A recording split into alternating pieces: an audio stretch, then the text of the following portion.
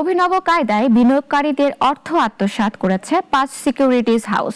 Stock exchange নিয়ন্ত্রণ সংস্থার দুয়ারে ঘুরেও কোনো ফল পাচ্ছে না বিনিয়োগকারীরা। কমিশন বলছে ক্ষতিপূরণের ব্যবস্থা করতে তৈরি হয়েছে নতুন আইন।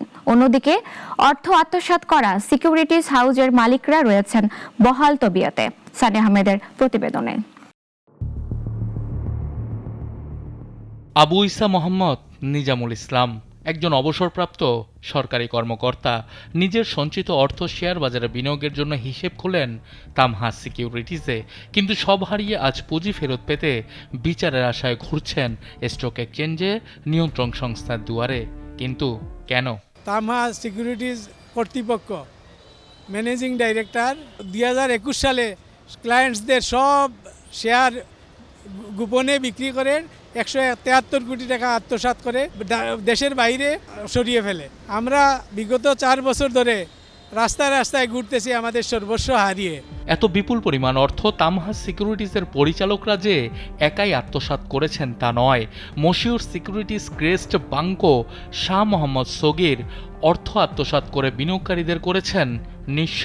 কিন্তু প্রশ্ন, কিভাবে কাউকে বুঝতে না দিয়ে হাউসগুলো এত বড় জালিয়াতি করলো?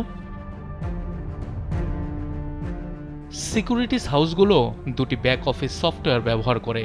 একটি সফটওয়্যার নিজেদের ইচ্ছে মতো এডিট করে বিনিয়োগকারীদের নকল পোর্টফোলিও বানিয়ে দেখাতো যে তার শেয়ার এবং পুঁজি সব ঠিক আছে, কিন্তু ভেতরে চলতো অন্য কিছু।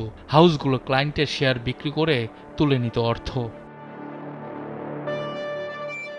তবে এত বড় প্রতারণার পর বিএসইসি নতুন নির্দেশনা জারি করেছে। সফটওয়্যার হবে একটাই এবং সেটি হবে আনএডিটেড। এখন আর এই সুযোগ হবে না, কারণ একটাই ব্যাক অফিস সফটওয়্যার থাকবে এবং এই সফটওয়্যারটা হবে আনএডিটেড। কেউ যদি এডিট করে সেটা কিন্তু সে নিজেই ধরা খেয়ে যাবে। এটা নিয়মিত কিন্তু স্টক এক্সচেঞ্জ আপনার ইন্সপেকশন করবে। যেসব বিনিয়োগকারীরা সঞ্চিত পুঁজি হারিয়েছেন তাদের কি হবে? এমন প্রশ্নের জবাবে কমিশন বলছে দেরিতে হলেও ক্ষতিপূরণ পাবেন বিনিয়োগকারীরা।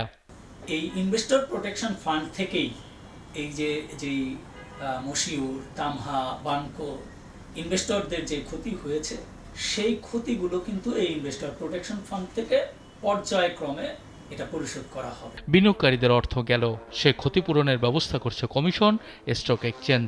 কিন্তু যারা অর্থ আত্মসাৎ করলো তারা এখনও রয়েছে বহাল তবিয়তে।